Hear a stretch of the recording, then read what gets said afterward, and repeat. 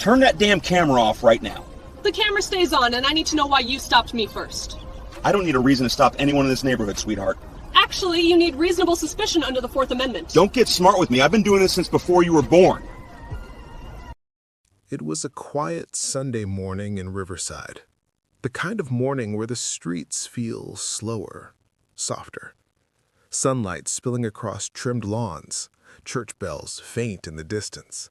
Families stepping out of their homes dressed in pressed suits and pastel dresses. Alana Brooks had made that drive dozens of times before. She lived about 10 minutes from New Hope Baptist Church, in a modest home she purchased after years of disciplined saving. At 34 years old, she had built a life defined by structure, principle, and service. For 11 years, she had worked in law enforcement, but not in the spotlight units people glamorize. Alana worked internal affairs. Her job was to investigate other police officers. Excessive force, unlawful searches, racial profiling, corruption. She had testified against officers who once wore the same badge she did. She had received backlash for it, anonymous complaints, cold shoulders in hallways. But she believed accountability wasn't betrayal. It was protection of the profession. That Sunday, she wasn't thinking about any of that. She was thinking about the sermon she was about to hear. Soft gospel music played through her speakers as she drove through Oak Grove, a neighborhood that had slowly changed over the past decade. Young professionals had moved in, families with stable incomes, teachers, nurses, engineers. But not everyone welcomed that change. When the patrol car pulled out behind her, Alana noticed it immediately. She checked her speed, 30 miles per hour in a 30 zone. She signaled before turning. Everything legal. Still, the patrol lights came on. Officer Raymond Keller had been with the Riverside Police Department for 22 years. He was 3 years from retirement. His personnel file described him as assertive and proactive. Among colleagues, he was often called old school. In practice, that meant he relied heavily on instinct, and his instincts were shaped decades ago. When Keller saw Alana's car entering Oak Grove that morning, something about it made him curious, or suspicious, or uncomfortable. Maybe it was the unfamiliar vehicle. Maybe it was the driver.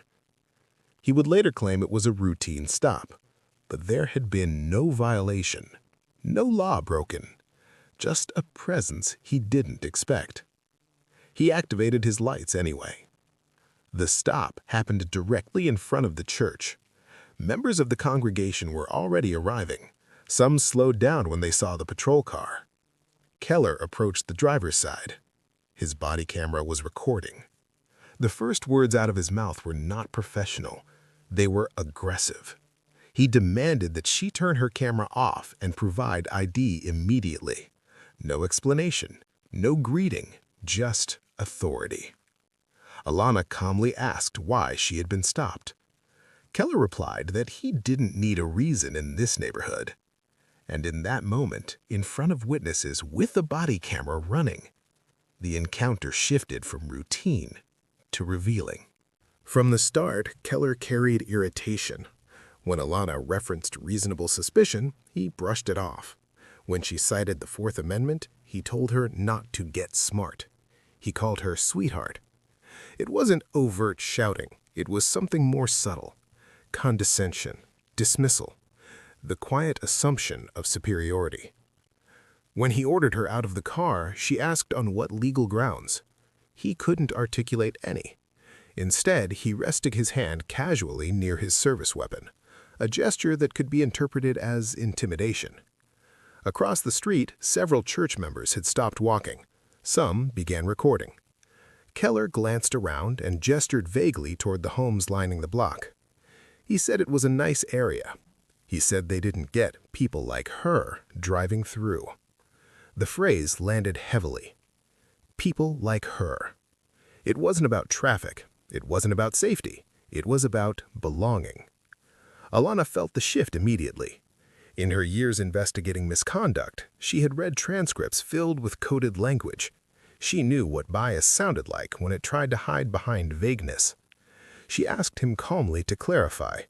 Instead of correcting himself, Keller doubled down. He implied she didn't look like someone who lived there, that her vehicle didn't fit, that she didn't fit. Still calm, Alana told him he had an opportunity to end the encounter professionally. He laughed, asked if she was a lawyer. That was the moment she decided to end the guessing. She reached into her purse slowly and removed her credentials. Detective Alana Brooks, Internal Affairs Division. The reaction was immediate. His shoulders stiffened, his voice lowered, his posture shifted from dominance to damage control. She explained clearly what had occurred: an unlawful detention without reasonable suspicion, an attempt at intimidation, statements suggesting racial bias, all documented, all witnessed. For a split second, it seemed as if he might disengage. Instead, humiliation pushed him toward one final error. He muttered that "you people always make things about race." The air changed. Audible gasps from the sidewalk. That phrase removed any remaining ambiguity. It was no longer coded. It was explicit. Alana informed him she would be filing a complaint, requesting the footage, notifying federal authorities if necessary. She returned to her vehicle. The stop had lasted 11 minutes and 37 seconds, but it would unravel 22 years of unchecked behavior. By that afternoon, clips recorded by church members were circulating online. By evening, local news stations had picked up the story. The next morning, Officer Raymond Keller was placed on administrative leave. Internal Affairs began reviewing not just the stop, but his history. What they found wasn't one bad morning. It was a pattern. Over 5 years, Keller had stopped minority drivers at disproportionately high rates compared to neighborhood demographics. He conducted vehicle searches significantly more often during those stops. Many resulted in no citation, no arrest, just inconvenience, humiliation. 17 prior complaints surfaced. Most had been labeled unfounded. But when investigators re-examined them alongside statistical data, the pattern became undeniable. Federal authorities opened a civil rights investigation. One previously dismissed case was reopened, involving a young man injured during a stop. Medical reports contradicted Keller's original account. Prosecutors filed charges under federal law for deprivation of rights under color of law. At trial, jurors watched the footage. They saw the initial aggression. They heard "people like you." They saw the visible shift when he learned who she was. The trial lasted 4 days. The verdict came in less than 2 hours. Guilty on all counts. 3 years in federal prison. Pension revoked. Badge surrendered. Career ended. But the story didn't end there. The department implemented sweeping reforms: mandatory bias training, civilian oversight panels, traffic stop data audits, early warning systems flagging disproportionate patterns. 3 additional officers resigned during internal reviews. Within 3 years, measurable changes were documented. Use of force incidents dropped significantly. Citizen complaints declined. Community trust rose. All traced back to a single stop outside a church. One officer who believed experience shielded him. One detective who understood the law well enough to stand her ground. The lesson wasn't about embarrassment. It wasn't about viral fame. It was about accountability. Because power without oversight becomes habit, and habit without challenge becomes culture. That Sunday morning interrupted a culture. It proved something simple but powerful. A badge does not outrank the Constitution. And eventually, the camera tells the truth. What happened that Sunday morning did more than end one officer's career. It forced a department and a community to confront something uncomfortable. For years, Officer Raymond Keller's conduct had existed in fragments. A complaint here, an uneasy traffic stop there, a dismissed allegation. Individually, they didn't look like a crisis, but when placed side by side, a pattern emerged, and patterns are harder to ignore. After the conviction, Riverside police leadership faced intense scrutiny. City council meetings filled with residents demanding transparency. Community forums stretched late into the night. People weren't just angry about Keller. They were angry about the system that allowed warning signs to go unnoticed for so long.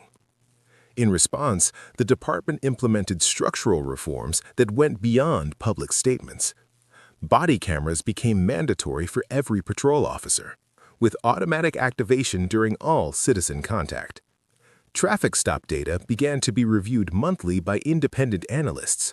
Stops were now logged with demographic breakdowns. Supervisors were required to intervene when statistical disparities appeared. An early warning system was introduced, flagging officers who showed patterns of excessive stops, repeated complaints, or disproportionate searches. Officers flagged by the system underwent retraining and increased supervision. And perhaps most significantly, civilian oversight was expanded. Misconduct investigations were no longer handled exclusively behind closed doors.